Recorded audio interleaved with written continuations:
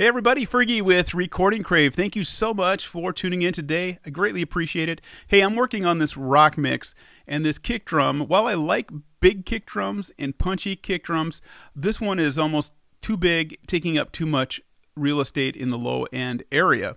Now, I tried my usual techniques to tame this kick drum, but none of them were working. Some of the things I try are dynamic EQ, filters, which I do filter on here to get some of that low end out.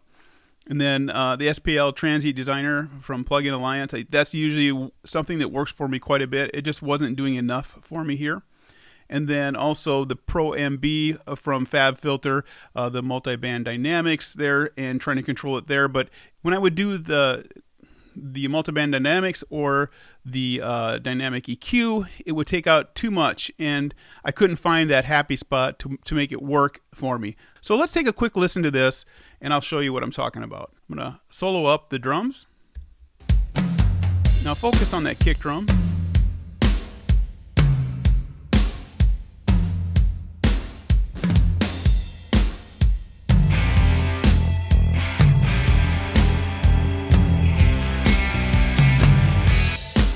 Okay, now one of the nice things about having a lot of plugins is that you have a lot of options to look for something that you may have not used before or something you haven't used in a long time, where you can go try it and just audition different plugins to see if you're going to find something that will help you with your problem if you have a problem. I normally use the same 15 to 20 plugins almost on every mix, but in this case, obviously, I had to go hunting and searching for something. So what I did was I went to my Waves plugins, and I just started going through there looking for something that I hadn't tried before, and I came across this plugin here.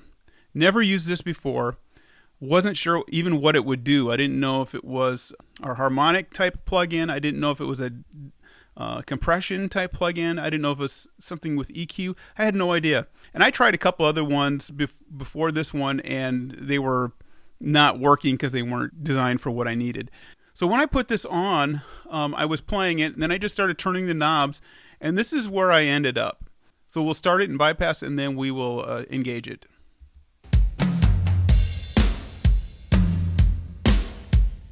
Okay, now I'm going to engage it. Listen to that kick drum.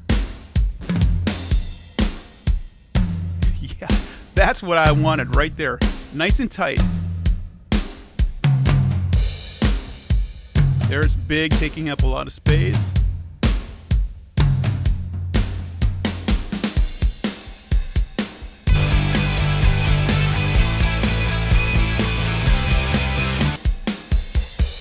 So that's what I wanted it to do. So after I put this on and just started turning the knob here and then adjusting the sliders a little bit. Then I went to the manual to read about it a little bit. And basically that's a drum tuner. It's made for drums, and you can tune your drums if it's not tuned to the right area. And the song's in E, so I did have it in E here, and it just kind of worked out that way. So now the other thing is you can make your kick drum sound bigger with this plugin. Let me open up another session. I'll show you what I mean. So now on this session here, I'm just starting to mix this one, and this kick drum actually needs a little more low end without adding it just on the EQ. So let's take a quick listen to this. Listen to the kick drum again here.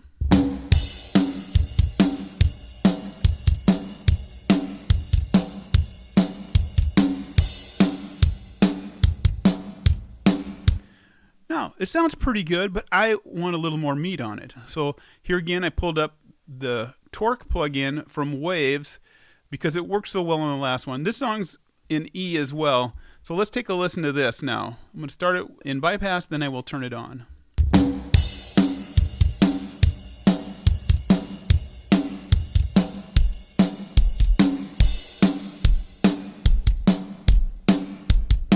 Yeah, that made the bottom a lot bigger and punchier. Now we can control that. We can turn down that threshold. Let's try that one.